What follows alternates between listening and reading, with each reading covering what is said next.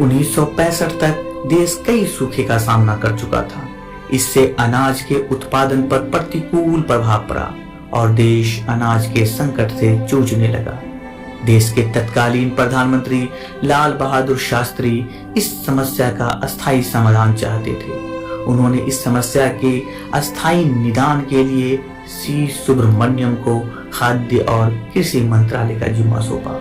देश के इस अहम काम के लिए सुब्रमण्यम जी का साथ दो और व्यक्ति दे रहे थे। एक थे कृषि सचिव वी शिवरमन और दूसरे थे वैज्ञानिक एमएस स्वामीनाथन।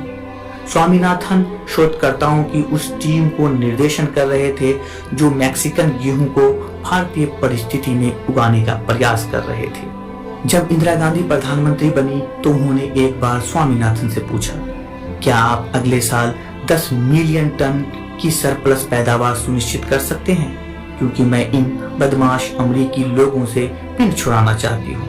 उस समय गेहूं की आपूर्ति अमेरिका कर रहा था। स्वामीनाथन ने कहा, यस मैम, और उन्होंने यह कर दिखाया। स्वामीनाथन ने कृषि से संबंधित कई वैज्ञानिक शोध किए। उनके शोध के इर्द गिर्द ही भारत की कृषि सुधार और योजनाएं काम करती रही और इसी का नतीजा था कि भारत खाद्य क्षेत्र में आत्मनिर्भर बना। आज स्वामीनाथन हमारे बीच नहीं है। 98 वर्ष की उम्र में उन्होंने अपने घर चेन्नई में अंतिम सांस ली। भारत में हरित क्रांति के जनक स्वामीनाथन ने कई राष्ट्रीय अंतर्राष्ट्रीय संस्थाओं के निदेशक, महानिदेशक, अध्यक्ष और सचिव जैसे पदों पर अपनी सेवाएं दी।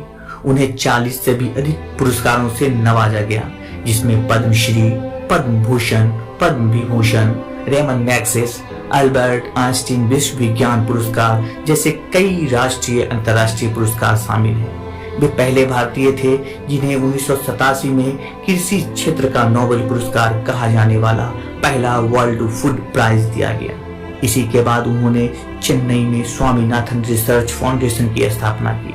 दुनिया की विख्यात टाइम मैगजीन ने केवल 3 भारतीयों को 20वीं सदी के सबसे प्रभावशाली एशियन की लिस्ट में रखा है। उनमें एमएस स्वामीनाथन भी एक हैं।